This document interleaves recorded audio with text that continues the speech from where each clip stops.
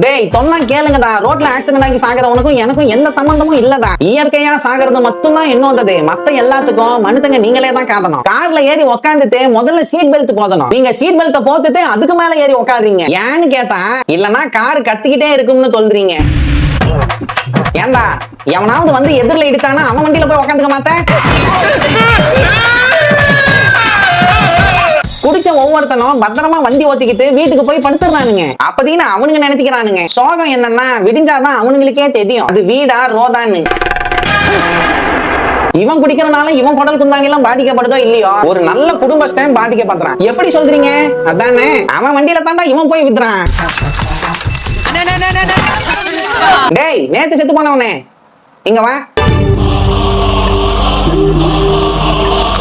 என்ன ஹெல்மெட் எதுக்கு யூஸ் ஆகுதுன்னு தெரியுமா?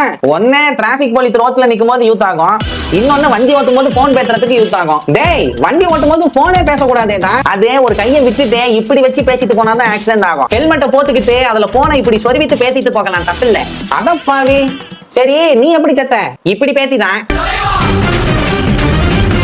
டிராபிக் சிக்னல்ஸ் ஒபே பண்ணுங்க, ஸ்பீட் லிமிட்டை ஃபாலோ பண்ணுங்க, வண்டியோட பிரேக் டயர் லைட் எல்லாம் செக் பண்ணுங்க, கரெக்டா மெயின்டெனன்ஸ் பண்ணுங்க. இந்த ஆட்டோக்காரங்க எல்லாம் சைடு மிரர் பார்த்து வண்டி ஓட்டுங்க.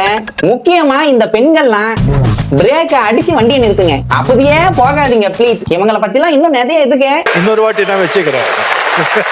ரோட்ல நடந்து போறவங்களும் ஒயிட் லைனுக்கு வெளியே நடந்து போங்க. ஜீப்ரா கிராசிங்ல ரோடு கிராஸ் பண்ணுங்க. ஜீப்ரா கிராசிங்ல தான் பண்றேங்கிறதுக்காக போன் நோண்டிக்கிட்டே நடக்காதீங்க. நீங்க பாட்டுக்கு கிளம்பி என்கிட்ட வந்துட்டீங்கன்னா உங்க வீட்டுல உங்களை நம்பி வாங்கின கடன் எல்லாம் யாரும் அடைக்கிறது?